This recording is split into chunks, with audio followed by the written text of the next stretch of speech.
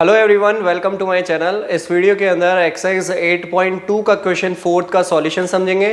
Question fourth के अंदर हमें कुछ स्टेटमेंट गिवन है, उन स्टेटमेंट को हमें ये देखना है कि वो ट्रू है या फॉल्स है, और उसको हमें जस्टिफाई भी करना होगा। तो इसका हम फर्स्ट पार्ट लेते हैं, जो कि गिवन है sine A plus B is equal to sine a और साइन बी। क्या ऐसा होता है क्या? तो इसको चेक करने के लिए, वैसे तो ऐसा नहीं होता है, sine A plus B is equal to sine separate कर दिया और साइन बी को सेपरेट करा और दोनों को ऐड किया, तो इस तरह से तो बिल्कुल नहीं होता, ये होगा फॉल्स। अब फॉल्स क्यों है इसको हम समझते हैं। आप इस क्वेश्चन को समझने के लिए क्या करोगे, एंगल ए जो इसने दिया उसको तो आप कुछ भी लेट कर लो, मैं लेट करता हूँ कि 30 है, और ऐसे ही बी को भी आप 30 लेट कर सकते हो। आप कोई और नंबर भी लेट कर सकते हो, कोई जरूरी नहीं है यहाँ पे हम 30 लें, आप कोई से भी अलग अलग एंगल को लेट कर सकते हो। अब इसके अंदर इसको सब्स्टिट्यूट करके देखते हैं, इसका LHS पार्ट में रखते हैं और RHS पार्ट में रख के इसको चेक करते हैं। अगर दोनों इक्वल हुए तब तो हम कह देंगे कि जो हमने किया है वो ट्रू है, और अगर इक्वल नहीं आ रहे हैं, नॉट इक्वल है, तो वो फॉल्स होगा। तो हमने इसको फॉल्स तो पहले लगा दिया, जस्टिफाई करके हम देख रहे हैं। तो रखते हैं, इसका LHS पार्ट लेते हैं। LHS पार्ट के अंदर गिवन है साइन ए प्लस बी। अब साइन ए प्लस बी हम वैल्यू रख रहे हैं, साइन ए की जगह हम रख रहे हैं 30 प्लस बी की जगह भी हम ले रहे हैं 30। आप दोनों को अलग अलग एंगल भी ले सकते हो, तो इसका रिजल्ट होगा साइन 60, क्योंकि 30 प्लस 30 60 डिग्री होगा, और साइन 60 की वैल्यू √3/2 होती है। तो हमने ये LHS पार्ट लिया, अब इसका RHS पार्ट लेते हैं।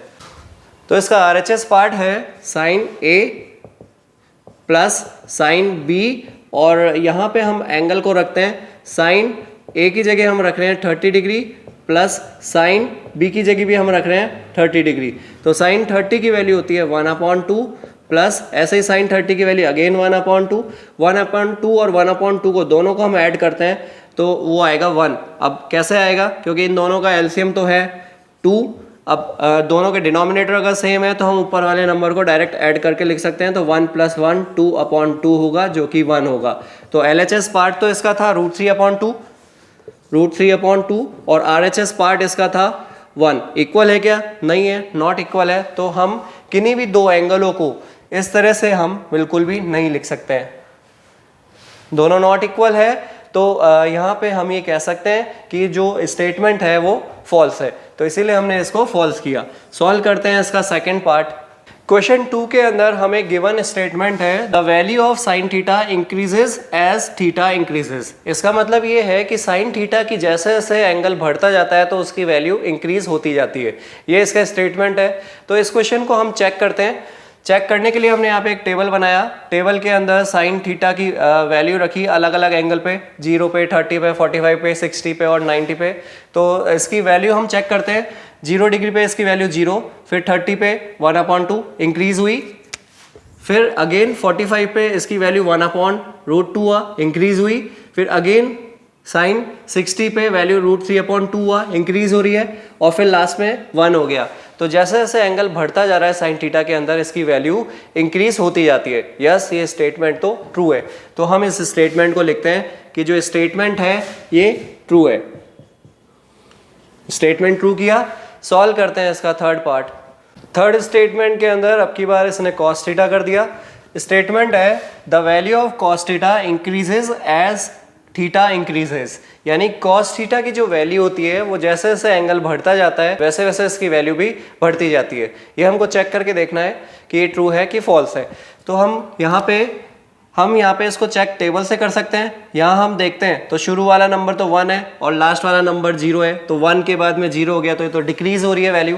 तो इसका मतलब मैं ये कह सकता हूँ कि जो वैल्यू है एंगल जैसे जैसे बढ़ता जा रहा है वैसे वैसे इसकी वैल्यू छोटी होती जा रही है, यानी डिक्रीज हो रही है। तो क्वेश्चन के अंदर तो कह रहा है कि वैल्यू इंक्रीज होती जा रही है जैसे जैसे एंगल बढ़ता जा रहा है, तो इस स्टेटमेंट को हम करेंगे फॉल्स। तो ये हो जाएगा फॉल्स। सॉल्व करते हैं फोर्थ पार्ट। क्वेश्चन फोर्थ के अंदर हमें कंडीशन गिवन है sine theta is equal to cos theta for all values of theta. Question के अंदर गिवन है कि थीटा, यहाँ पे आप सारे थीटा रखोगे और उसका LHS और RHS इक्वल होगा साइन थीटा और कॉस थीटा के अंदर। तो चेक करके देखते हैं स्टेटमेंट ट्रू है या फॉल्स है। अगर हम यहाँ पे थीटा की जगह 60 डिग्री रखते हैं, लेट करते हैं इसका थीटा एंगल है वो 60 डिग्री है, तो यहाँ पे चेक करते हैं इसकी वैल्यू कितनी होगी। थीटा की जगह हम रख रहे हैं 60 और इक्वल में भी चलने दो cos 60। देखते हैं ये इक्वल है क्या, इक्वल है या नहीं है चेक करते हैं। तो साइन 60 की वैल्यू होती है √3/2 और cos 60 की वैल्यू होती है 1/2। इक्वल हो रहा है, नॉट इक्वल है। ऐसे ही आप कुछ और वैल्यू भी रख के चेक कर सकते हो। थीटा हम रख रहे हैं 30 डिग्री, 30 डिग्री अगर हम थीटा रखते हैं तो ये होगा sine 30 is equal to cos 30। तो साइन 30 की वैल्यू तो होती है 1/2 और cos 30 की वैल्यू होती है √3/2। दोनों इक्वल है, नॉट इक्वल है। तो इसने तो कहा जितने भी एंगल हैं उन सब पे ये दोनों इक्वल है क्या, तो इक्वल तो नहीं है। ये इक्वल किस पे होंगे, ये इक्वल होंगे 45 पे। अगर क्वेश्चन के अंदर हमसे पूछता कि ऐसी कौन सी वैल्यू है जिसपे दोनों इक्वल होंगे तो हम यहाँ पे एंगल दिखाते 45। लेकिन 45 के अलावा जितने भी हम एंगल लेंगे वो दोनों नॉट इक्वल होंगे, तो इसको हम करते हैं फॉल्स। तो ये स्टेटमेंट होगा फॉल्स। सॉल्व करते हैं क्वेश्चन 4 का लास्ट पार्ट। क्वेश्चन 5 का स्टेटमेंट है cot A is not defined for A is equal to 0। यानी एंगल की जगह अगर मैं 0 रखता हूं तो cot 0 होगा। cot 0 की वैल्यू हम देखते हैं तो वो नॉट डिफाइंड ही होती है, और स्टेटमेंट के अंदर भी यही बोला कि cot 0 नॉट डिफाइंड है, तो इसको हम करते हैं ट्रू। तो स्टेटमेंट होगा ट्रू। स्टेटमेंट ट्रू है।